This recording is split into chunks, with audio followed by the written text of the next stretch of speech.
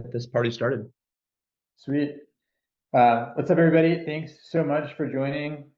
It's again, Arman shared some familiar faces here. Katie, great to see you. Kate, great to see you as well too. Excited for today's conversation and excited to welcome everyone to our CXplained community.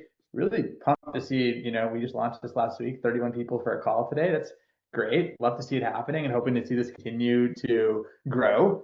But as some of you guys may know, we created the CXplained channel to be an outlet for CX leaders and e-commerce leaders that really value the customer experience function to have a place to communicate, chat about some of the opportunities and challenges that they might be running into as an organization, to bounce ideas off of one another and be able to just reach some of these business outcomes we're looking for. Allow for an opportunity for us to be able to showcase hiring opportunities across the e-commerce ecosystem that'll be shared, and create opportunities for CX leaders in the space to be able to book one-to-one time with people that we label internally at CXplain as CX consultants, people that we know truly go above and beyond, have a really great idea of how to drive an excellent customer experience from beginning to end. And for you to be able to book time with some of these experts to hopefully pick their brain, and again, just be able to unlock some of these business outcomes we're always looking to, like the challenges that we typically run into. So this is the community for that. If you guys haven't joined it yet, it's a community that we built on Slack. There's a handful of channels there if you can introduce yourselves. And it's something that we're going to have growing over the next handful of months. Initially, existingly as of right now, we've sent all this messaging out to a lot of our clients over at TalentPop, a lot of our team members, a lot of the people we've interviewed in the past historically at CXplain. But over the next 6 months, we're going to be advertising very heavily to grow this community into the thriving place to be for customer experience leaders in the e-commerce space. So excited to have you guys as our early members into the community. As shared, you guys are the founding members over here. If you can, take a second to just introduce yourself in our introduction board. A lot of people have thus far, but we also have channels for all the different talks. We're going to be having a minimum of a once-a-month webinar that's going to be happening as well, too, for you guys to join on various different topics. The topic today, which David Noller is going to be going over on our team, is going to be all about AI and CX. But month to month, it's going to change to various different topics, different roundtables that we'd love to have you guys getting involved with as well, too. Just as an introduction to myself, my name is Ashkan. Arman's here in this call as well, too. We are the two co-founders of TalentPop. TalentPop is a customer experience agency specifically for the e-commerce space. We actively work with over 750 of the fastest growing e-com brands, including some of the people that are on this call today, to help manage their customer service process end to end and support them wherever, whatever we can be helpful. Arman, if you want to introduce yourself as well. Yeah, no, appreciate that. I'm also one of the co-founders of TalentPop. I oversee the customer experience and delivery of our client relationships. And, one of the big things that, really led us to creating the CXplained community is really hearing from a lot of our existing clients or people that we've just had natural conversations with at events or, just during passing, of just wanting to have a place where you can learn about CX, you can learn more about, what's kind of trending in the space when it comes to AI and just some of the best practices. And I think this is going to be a great way where we can facilitate a lot more of these discussions, challenge one another to question that status quo of what is best in class CX, and figure out ways where we can, drive better customer experience for the brands that we work with and support. So what does that mean? That could be, being able to leverage AI to be more efficient within the CX work stream. That could be, figuring out how we can drive more revenue generating opportunities through CX.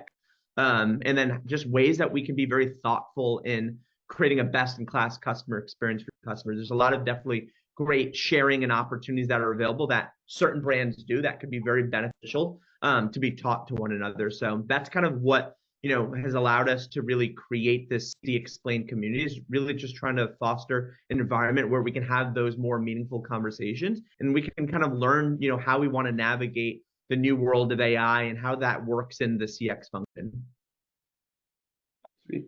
As some of you guys may have known, based off of you reviewing the website as well too, and some of you guys we've been lucky enough to interview ourselves as well too, is we've conducted over 100 interviews when it comes to some of the owners as well as customer experience leaders of some of the largest companies in the e-commerce space. As you can see, we have a directory on our website of all the interviews that have conducted, all the write-ups afterwards, and we shoot it out over on our newsletter once a week as well too. So if you guys haven't checked this out yet, totally go in and see if you run into some familiar faces, and learn a little bit more about the stories, their tech stack, how they manage their team, what they do differently than anyone in the space. It serves as a really great place and repository to learn more about some of the challenges some of these people have ran into and how they've overcome some of these opportunities. And also on top of that, if for some of the people that are on this call today, if you think you'd love to be joined on the channel and be conducted an interview with, like, we'd love to be able to have you as well too. Like, I know some of the people that are here on this call today very personally, and I know how strong of customer experience leaders that you guys are internally. I know how much you care, and I think we'd love to be able to feature you guys in our newsletter as well too. So Daria on our team, our community manager, will be reaching out shortly with some of these opportunities, so we can be able to make that happen and put you guys out there into the ecosystem.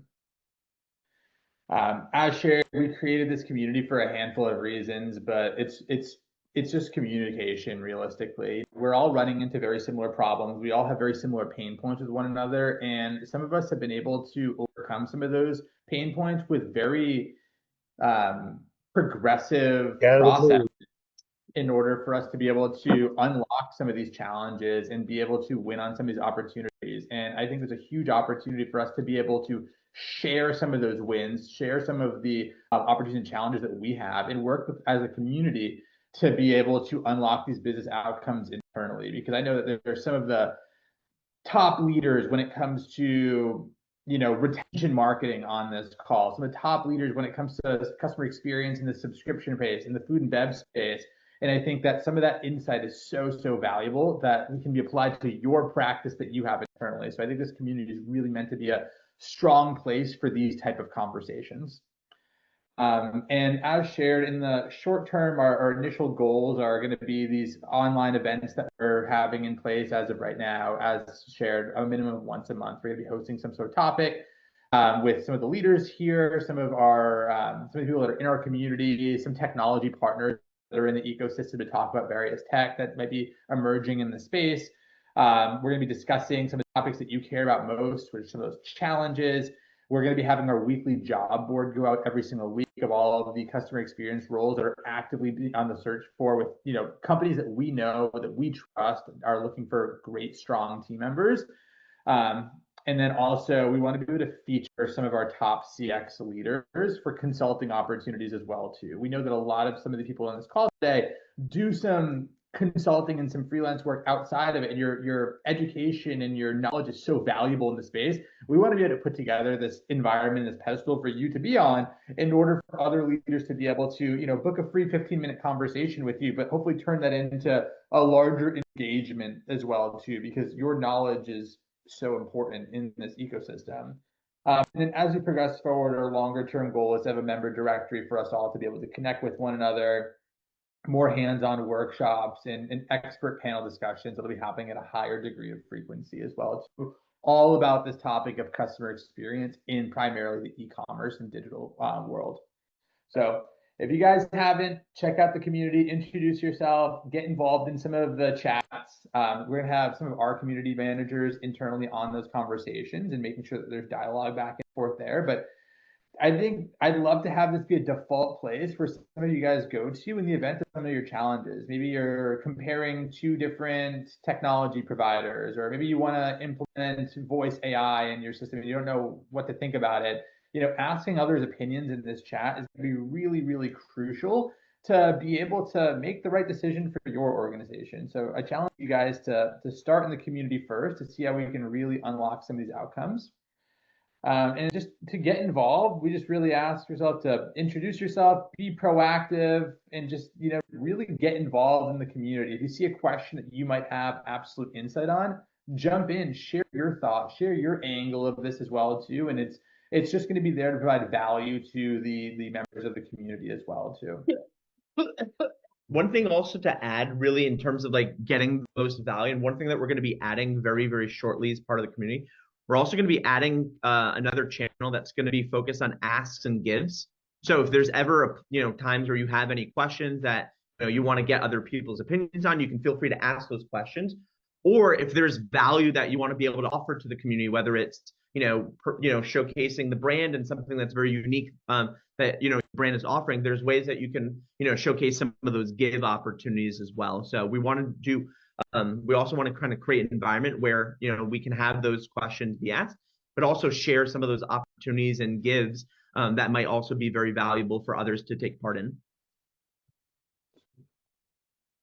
So jump in if you guys can. We'd love to get you guys involved throughout the process, and excited to have this getting started here. So if you guys aren't in the community yet, go ahead, scan this QR code. We'd love to have you join. We'd love to be able to interview some of these top people that are in the space to be able to share your knowledge. So be on the lookout for Daria on our team reaching out to you guys potentially directly, inviting you for an interview. We'd love to have you featured there.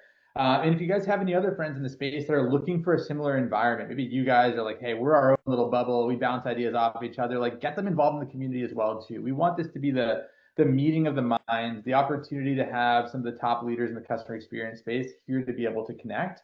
And we're excited to be able to put together this environment, because transparently, after 100+ interviews that we've conducted, one thing that was like extremely common was saying, hey, like, how do we continue these conversations? And that's really why we want to put together this environment here. So get involved. We're here for you as well too. Myself and Arman, a lot of our team members in customer success department, TalentPop, are in that organization. You have Daria in there, who acts as our community manager as well, who is amazing.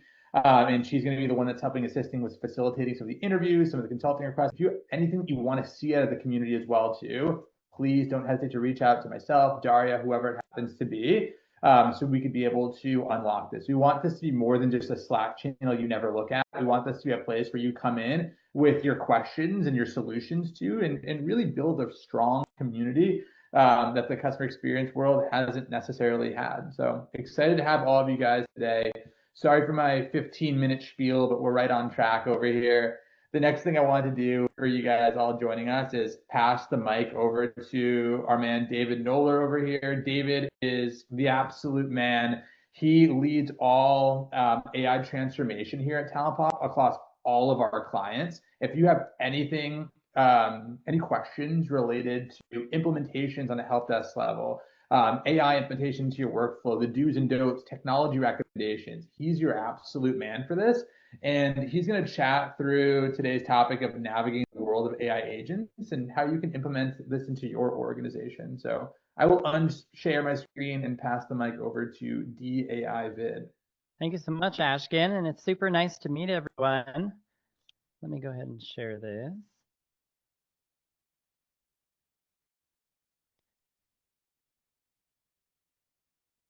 All right. Well, I take it y'all can see my screen? Yes, sir. Excellent. Well, again, thank you for joining us today. I'm David Noller. I'm the AI Implementation Success Manager here at TalentPop. And I'm really excited to talk to you today about navigating the world of AI agents. As you know, there are so many options available, and whether you currently have an AI agent or you're curious about the new technology in CX, my goal is to help kind of bring you some clarity and best practices when thinking about your options. So let's get started. So I wanted to first talk about the current CX landscape. And the way I picture customer support, it's kind of like a battlefield, right? So agents and CX teams, they're on the front lines battling the nonstop, metaphorical arrows that are customer support inquiries. And often, those tasks, they're a bit repetitive, and at times they can feel mundane. But, while they're absolutely necessary, they aren't as, I would say, fulfilling or strategic as they could be. And, when there's diversity in the customer service inquiries, an agent or a CX team member can really feel like they're having or making an impact. And you can see it in their responses to customers. So it's a bit of a thrill, I think, for the agent to have that diversity and enter AI agent. So if CX teams and agents are the soldiers on the front lines of the battlefield, that is customer support, AI agents are the armor. The AI agents, they handle those mundane tasks, they help reduce agent workload, and they help to speed up some of those KPIs like first response and resolution times. Plus, the benefit of adding on an AI agent is it helps to upskill your team to new roles, and that includes things like a relationship builder. they're able to just spend a little bit longer on these inquiries and provide a bit better of an experience for your customers. And they're able to focus on that quality, and that ultimately drives more meaningful conversations with your customers. And one of the other benefits, they become revenue generators, right? And they can identify cross-selling, upselling opportunities. And whereas before, maybe they didn't have the time to really help the customers as much as they would have liked to. And then finally, since they're on the front lines, what better place to get your data-driven insights than your customer support teams? The AI agents can allow these team members to spend a bit more time understanding what the customers are inquiring about and report back to your brand to help you make those business decisions. That's the impact AI agents can have on your business. Now, you may be asking yourself, with every AI agent, right, that's claiming to be the best, have the highest automation rates, where do I even start? And I think I would start by a little bit of skepticism, right? Some platforms, they claim such and such automation rate, but is the AI truly helping your customers, or is it simply just deflecting? The performance of your AI agent should be more than just an automation rate. It should be about the customer experience. Some of the brands we have listed here rely on CSAT scores, while others use things like CXP scores. And a majority of the AI agents that exist, they have similar implementation steps and features. And we'll walk you through what to think about when choosing which AI agent is best for you. So step one, assessing your current tech stack, right? What is your current help desk? Are you on Gorgeous, Zendesk, Gladly, Intercom, Customer? Many of those help desks have AI agents that are built exclusively for them. So you're a bit landlocked. But others like Intercom's Fin and Sienna AI, they are a bit more agnostic, and they can be layered into your existing help desk. And how connected is your ecosystem? Do you have Shopify, Loop Returns, subscription platform? Oftentimes what we see with brands that are less connected and do a bit more manual work, maybe AI agents aren't necessarily right for them at that stage. For example, if you're using like a proprietary subscription platform, you need to wait for the AI agent to connect to it via an API or webhook. And if you don't have that, it may not be right at this time. And another thing to ask yourself is, are the agents currently bogged down by repetitive tasks? And if so, yeah, AI agents could be good for your brand. The final point here is, do you have the internal resources to manage the automation? Or do you need a partner like TalentPop? As discussed earlier, AI agents help upskill your team to newly defined roles. This can include also the management of the AI, providing feedback and improving responses. So the next step is determining the lift, right? So not all AI agent rollouts are created equal. The effort it takes to launch, it really depends on your team's resources, your tech stack, and the complexity of your SOPs and support channels. And when determining which AI agent you want to implement, it's a good idea to identify which channels you want the AI agent to cover. So perhaps you're on Gorgeous and you're okay with just email and chat, but maybe you want to cover SMS, social media. Sienna AI, Intercom Fin, or Gladly Sidekick are all good options.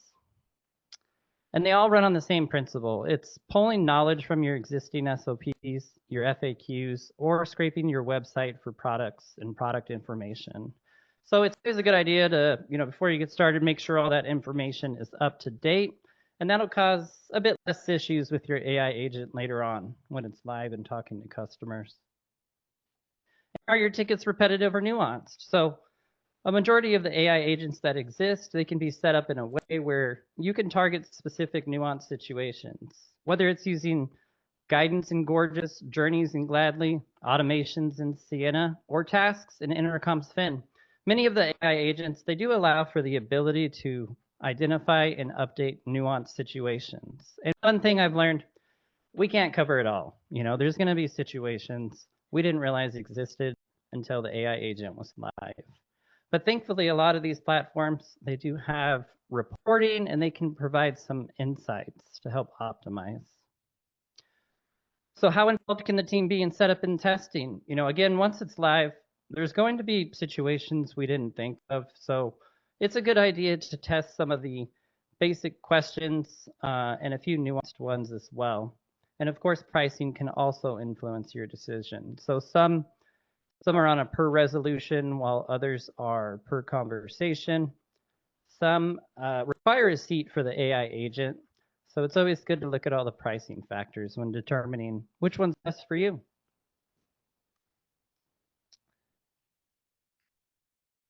All right, so now we're kind of getting to my favorite part, the actions. So how does the AI agent connect to your tech stack? So definitely something important to take into consideration. Widely, Sidekick has the ability to connect to any API you set up in its help desk. Gorgeous has pre-built actions available and allows for a few custom integrations. Zendesk allows API calls and its conversation bots, and Sienna has a wealth of pre-built actions that are basically plug and play. So which platform you choose will determine how much lift you need to make actions work. Some require some light developer work, while others are more streamlined. And the bottom line here is the more seamless the integration, the more value your AI agent delivers and fast. So our recommendation is to choose a platform that can act, not just deflect. And the final step is to optimize and evolve. So just like a normal human agent, you're going to want to optimize your AI, educate it, and update it on a regular basis. As we say here, an hour of optimization of the AI agent a day can help keep the hallucinations away. So it's important, right, to review, fine-tune, and maintain the AI on a regular basis, because that will affect customer satisfaction and net promoter scores. And it's not a set it and forget it. The brands winning with automation are the ones evolving it. David, do you mind if I ask a question? When it comes to monitoring the AI performance, you mentioned an hour a day keeps the hallucinations away. Makes a ton of sense. What are some of the is it the active, like, let's take a look at 10 requests a day, every single day of random ticket types, or of the new guidance or automation type that you just recently launched, and audit that until you're at you go through 50 answers and you have a 0% error rate, and then you move on to the next one? Or what's your philosophy on this? Because I think it's the edge case scenarios that you typically have to run into trouble with that turns people off when it comes to implementing AI into their workflows. Yeah, I would say that it's definitely looking at the ones that are being handed over to agents, as well as some of the close tickets, because when they're handed off, it may be something that the AI agent could have taken over, or could have done, and maybe we just don't have the right knowledge set up. So I recommend looking at both the handovers as well as the close tickets, and just kind of getting a feel. Look at some of the statistics in your platform to see, some of the platforms, Intercom, Spin, Gladly, they do list out how many times their journeys or automations or guidance in Gorgeous, how many times they were actually used. We don't have that ability in Gorgeous, but the other platforms, some of them do. So yeah, it's just diving into those statistics and seeing where we have some opportunities. Makes sense. Awesome. All right, and then it's just final thoughts here on the AI. So it's a replacement of tasks, not a replacement of humans. AI agents, they do help to upskill your team members to these newly defined roles. This empowers them to have those meaningful conversations and a bit more diverse work. And once the AI agents are implemented, it's best to educate your team, like we were talking about, Ashkan, and just have them monitor and provide feedback to you to help you provide, the customer experience for all, resulting in the AI agent being the armor for your team in the customer support battlefield. And as an example, these are some of the brands we've worked with. Astrid, a razor subscription brand out of Europe with 14,000 automated interactions per month, 50% automation rate, and around a 4 CSAT right now. Trend marketing was a pretty big project for us. We deployed 17 AI agents at once. So you can imagine the work that went into that. But 30% automation in 3 days. And then, of course, Build Basics with 34% and a 21-second first response time. So these are just some of the metrics you can get an idea of once you do set up an AI agent. And Yeah, so again, thank you so much for joining me today to navigate the world of AI agents. I hope you found that helpful. And don't forget, if you do scan this QR code, you can win a gift card. We'll also offer a free customer service audit. So with that, I'll turn it back to you, Ashkan and Arman. Wow. Appreciate that, David. Thank you for going through that walkthrough around the AI agent. And I know, this has definitely been a topic discussed a lot over the last 12 to 18 months. I think there's, a line where there's people that are willing to kind of try it out. There's people that might kind of be hesitant on wanting to step in. And I think what we wanted to do today is just kind of share a little bit about our experience of how we've implemented AI with a lot of the brands that we've worked with today. And, in a lot of cases, it actually can be very beneficial to the customer experience if, you are able to set up an AI agent to support specific ticket types that isn't as valuable for your human team members to go in and support. It's very valuable for you to have the AI agent. Ultimately, it can work, during all hours of the day when your team member is offline. So I think that is one of the big takeaways around the AI agent. I also left a comment earlier as well.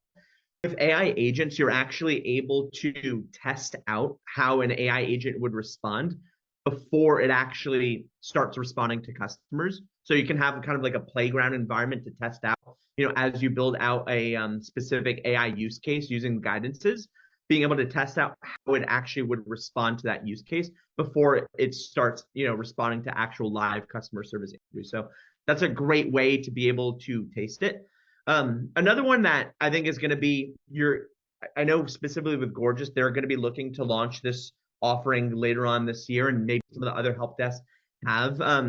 The idea of being able to taste AI using like a co-pilot feature is also something that we're starting to see a little bit more trending. And what I mean by a co-pilot feature is essentially that the AI will help recommend a best response that the team member can use to respond to a customer. Some of the help desks already have that implemented. I know with Gorgias specifically, they're looking to have that in place by the end of this year. But that is also a way if you don't want to have AI autonomously answer requests, you can use AI internally to help recommend responses to customers. So that's another great way to be able to taste AI and see some of the benefits and features that it can provide. Does anyone have any questions? We just wanted to open up the rest of this time if anyone does have any questions regarding this conversation or anything in general. We have some questions in chat already. So if David can share his thoughts, would be great. Cool. So I see one question. Curious if folks are counting AI response times in the reporting, or are you qualifying it more as an auto response type reply? I think I'll kind of share my thoughts to that. I would look at it both ways as a global level, like what is happening with response time. And then I would also segment inside of, again, I'll use Gorgias as a platform. That's a lot of what our clients use. You can go in and filter for team members, and you can exclude your AI agent as a team member, and you can see the reporting with just your humans as well. I would recommend reviewing it both ways because you still want to measure your team's productivity, but you also want to understand globally how well are we supporting our clients. So I would be doing both in that use case. David, I don't know if you have any thoughts to that. No, I totally agree. I think it's super important to look at both, to look at the performance. The AI agent will, definitely impact your agents. So yeah, just the same with looking at things like, KPIs during business hours and outside business hours. It helps you just get a bigger picture of everything that's going on. We also have Kate raising her hand. Yeah, Kate. Yeah, hi. I was curious. I really like how you said, David, about the replacement of tasks and not the replacement of humans, because I feel like that's always when I'm like giving my pitch to our ELT, that's sort of where I get to the point of like discomfort, because I don't want to, obviously like there's a certain level of AI that you can implement and automation that you can implement. And we automate voice and digital. But there is also naturally like a reduction in tickets. And so how do you, I think like that one liner, replacement of tasks, not a replacement of humans, is helpful, but like how else do you keep your team intact? Because yes, you can elevate those positions, but truthfully, like if you're in an AI or if you're in a CX call center, there's really only like those next level conversations are like not always what the customer is looking for. They want a quick answer, they want to kind of get through it. So just curious if y'all are dealing with that as well. I can share kind of my thoughts to that. I do think that it will naturally happen with reactive customer service requests, that there won't be as many to handle. However, kind of the shift in, the way that we've been thinking about it with a lot of our brands is, how do we actually enable more proactive conversations with people that maybe are not interacting with us in the first place? So that could be a number of things. Number one, you could be setting up proactive live chat, pushes, brands like Gorgeous, they have that ability to kind of have those push notifications. So when people interact with a certain page on the website, it engages and starts more conversations. Another one that we're starting to, do with a lot of our clients is around the idea of abandoned cart outreach. So if there are prospects that, have been on the website, they haven't been able to kind of complete the purchase process, typically a lot of brands, what they have established is, email marketing, SMS marketing, that's all more automated interactions. What we're starting to do for a lot of brands is enable more concierge-like outreaches to engage with those people at the point of where they want to make a purchasing decision, to help them navigate that discussion and ultimately get them to the finish line. I think that is a very meaningful part of the customer experience that you typically see in traditional retail, where there's someone there to greet you, ask questions, things like that. How can you replicate that in the customer experience in a digital environment? That's something that we're starting to do a lot more frequently. And that is what I'm seeing as a big trend in kind of the future of CX, is how do we actually enable more proactive interactions? Again, that was just one task type. There's a few other task types, such as subscription churn mitigation, return saves. So if you have a high return rate for your brands, engaging people that are looking to return and asking, a little bit more why, just trying to understand that a little bit better, trying to prevent that return, maybe getting them to, choose another product, or whatever, that appropriate action would be based on that use case.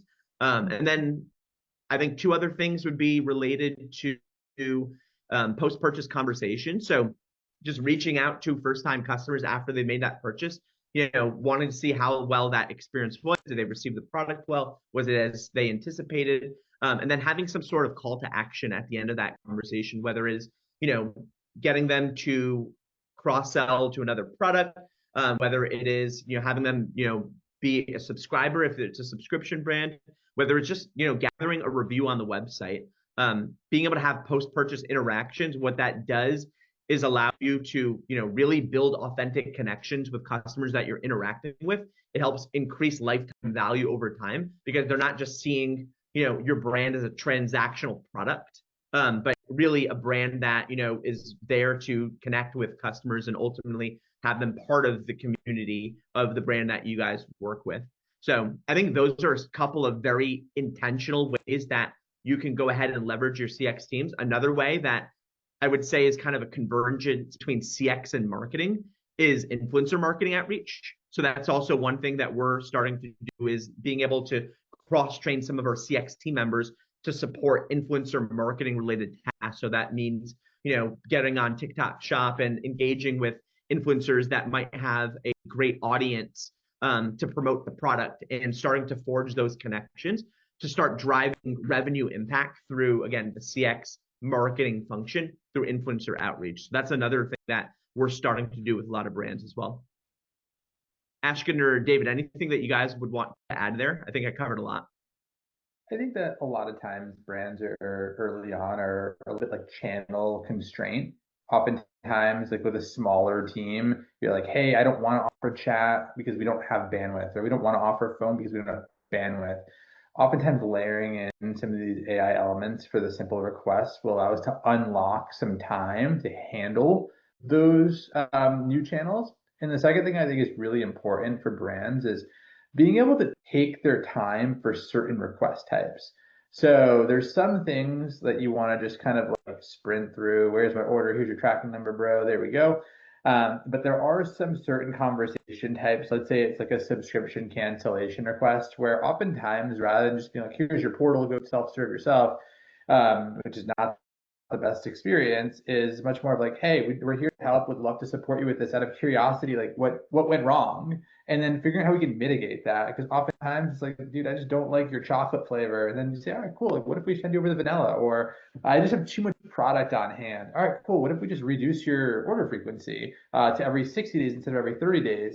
Just taking our time for some of those request types that were traditionally very like KPI focused. I know that David shared Estrid as an example. They have, I don't even know, I don't want to butcher how many subscribers they have, but a lot of subscribers. Tens of thousands. And previously it was like, all right, cool, I want to modify or cancel my order. We have to send them portal, send them portal, send them portal. But now we can go and really take our time with those requests and be able to convert some of those cancellations into scripts, into order modifications, and make sure the customers just have the control that they need to manage their subscription with the brand. Cool. There's some Katie, does that Kate, does that answer on your like question? voice in AI, AI voice. Does anyone here, anyone want to talk about some of their examples? Like Kate, I know you shared earlier that you guys are leveraging AI voice on the voice side of things. What technology are you presently leveraging, and any like insights on the good, the bad, and the ugly? Yeah, we're using Flip CX to automate our voice. We just started that in January. And yeah, sort of to your point, Ashkan, we have like conversations that we definitely don't want to automate. Anything to do with subscription, ordering, product questions, like problems, those go directly to the team. Yeah. But everything else, and I'm thinking refunds now, but anything like tracking and that is all automated. So we have like a 17% automation rate right now. And our goal was, I sort of thought like 15% would be good to like just not make it too much. We have a little bit of an older customer base. And so that's been tricky. Just like they don't want to speak to, but the voice, they've like updated the voice, and it sounds, it's actually really good. So I'm really happy with it. I think it definitely takes care of those kind of boring conversations for the team and gives them the ones that are higher ROI and more impactful. But yeah, so it's been really good. I think that just with any automation, like you have to be really clear with how you set it up. Like if there's a hint of I want to talk to, like Flip obviously is incentivized to like automate the conversation. So they're going to try and automate as many as possible. Whereas I'm like, nope, if they don't want it at all, like we need to like transfer it up immediately. So just being really clear on the back end, and they've been great to work with. So and that's a very important distinction to kind of understand. A lot of the AI providers, obviously, they are incentivized with driving as much automated interactions as possible. And there's definitely a space where a percentage of those automated interactions should actually happen. But I think that looking at metrics such as automation percentage, it's very relative to the brand, right? Every brand should really define what do you want to automate versus what you don't want to automate, and understand like what percentage of those tickets is that, right? How many percent of those tickets are related to the task types that you do want to automate? That should really be what your goal is, rather than just having a vanity percentage metrics of 50% or 70%, whatever it may be. I think being very intentional with what that goal is, sharing that with the providers that are working with you to help enable and maximize that platform, so that you guys have control over what is the right percentage of automation for your brand. That would also be a big takeaway just for you guys to think about as well. Switching gears from AI, I know there's a big portion of the conversation. Like one thing I think would be a cool ask for everyone over here, because again, there's some really interesting people on this call today, but maybe can anyone share some things that they see their CX team doing to go above and beyond for their customer base? Like I know that there are some teams that bake in surprise and delight into like something like a KPI that you need to be doing this at least 3 times a month, every single month, and it's like you have a budget allocated towards this. Is there anything that you guys are doing or seeing in the space that you think could be valuable to some of the other brands that are here when it comes to just driving exceptional experiences that, you know, on the other side of AI automation and reduction of response speed?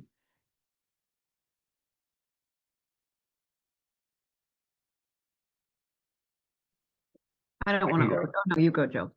Joe, you can go ahead. Okay. Yeah. So for us, we do have a budget that's allocated for surprise and delight. A lot of the times what we use it on is like bachelor parties, bachelorette parties. We'll send the bride and groom complete matching sets with hats. All of them will have the same polo. If they're going to a golf course, they'll have I think the bridesmaids and the groomsmen, they all have one colored hat, and the bride or groom themselves will have a different colored hat. So it distinctly differentiates them from their bridal or groom party. Another thing that we've actually started to do, it's an initiative that I personally brought on, is any larger orders that are well above our average order value or our CLTV for a majority of our customer base. I'm handwriting notes. I printed out a bunch of cards that have our QR code on it with a discount code attached already to it. I think it's like a 20% discount code for a future order. I'll handwrite a note saying, hey, thank you so much for your support and loyalty to our brand. We really appreciate that. I just wanted to take this time to kind of handwrite a letter to you and say, that it doesn't go unnoticed. And a lot of the times we see, customers will return fairly quickly and actually use that discount code rather than having, maybe their LTV stretched over 6 months, for their second order. We actually will see them come back their second month.